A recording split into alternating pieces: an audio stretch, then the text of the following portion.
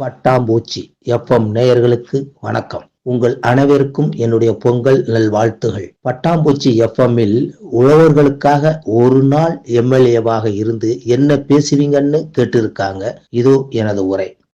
மாண்புமிகு பேரவைத் தலைவர் அவர்களே, நாம் வாழும் இந்த இந்திய தேசத்தில் ஒற்றுமையாக இருந்து போராடி வாங்கிய அந்த சுதந்திரத்தில் உழவர் பெருமக்கள் பெருந்தகைகள் எவ்வளவு பேர் தன்னுடைய பொருள்களை விரயம் செய்து வந்துள்ளார்கள்.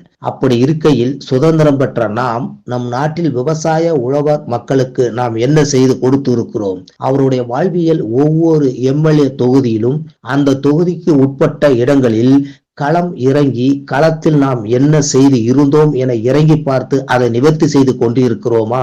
அவர்களுடைய கடினமான உழைப்பை பார்த்து கொண்டிருக்கிற நாம் அவர்களுக்கு என்ன செய்து தந்துள்ளோம் என்று சிந்தித்து பார்க்கையில் மனம் சற்று ததும்பி கண்ணீர் சிந்தி நிற்க வேண்டிய சூழ்நிலையில் உள்ளோம்.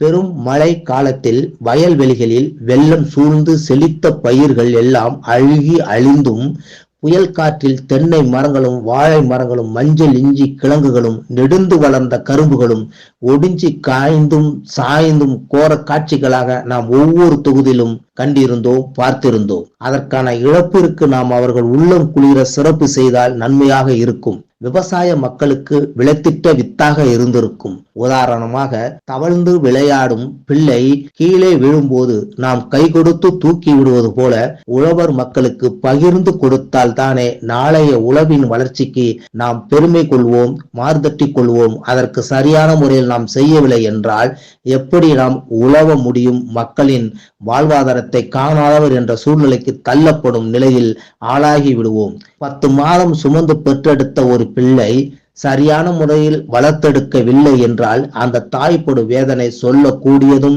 இருக்காது. புறங்கூணு வார்த்தைகள் கேட்டு அவர்கள் உள்ளம் எப்படி தள்ளாடும்?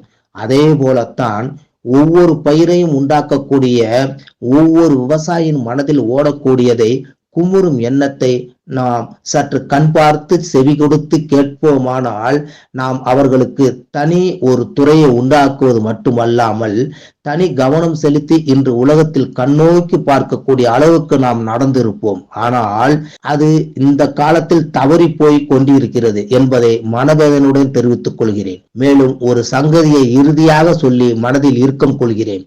பேரவைத் தலைவரே, பெரும் மதிப்பாய் போற்றக்கூடிய உழவர்கள் அவர்களுக்கென்று கொண்டாடக்கூடிய ஒரே ஒரு நாள் அந்த பொங்கல் பண்டிகை மட்டும்தான்.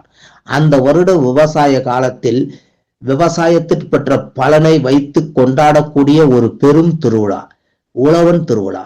அவர்கள் அதை மகிழ்வாக கொண்டாடினால்தான் நாம் உயர்வாக இருக்க முடியும்.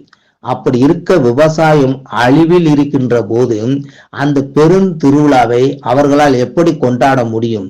அதை மன நிம்மதியோடு கொண்டாடுவார்களா? காரணம், மழையில் அழிந்து போன நெற்கதிர்கள், பெரும் காற்றுகளினால் சேதத்தால் ஏற்படுத்தப்பட்ட வாழை மரங்கள், பசும் காய்கறிகள், இஞ்சி மஞ்சள் கிழங்குகள் இவை எல்லாம் அழிந்து போனால் அந்த உழவன் கொண்டாடும் திருநாள் நிம்மதியாக இருக்குமா? இல்லை, நாம் அவர்களுக்கு உதவி செய்து கொண்டிருக்கின்றோம் என்ற அந்த நல்ல வேளையிலே நாம் தான் அதை சரியாக கொண்டாட முடியுமா? மதிப்புக்காக கொண்டாடி கொண்டிருந்தால் உழவன் பெருமையை நான் எப்போது கொண்டாடுவோம்? விவசாயம் காக்கப்பட வேண்டும். அதற்கான ஒரு வாரியம், எப்படி குடிநீர் வடிகால் வாரியம் அமைத்து போகாத இடமெல்லாம் குடிநீர் இப்பொழுது சென்று கொண்டிருக்கிறதோ, ஓடிக்கொண்டிருக்கிறதோ, அதே போல விவசாயத்திற்கான ஒரு தனி வாரியம் அமைத்து வாழ்வாங்கு வாழ செய்ய வேண்டும் என கேட்டு அமைகிறேன். நன்றி, வணக்கம்.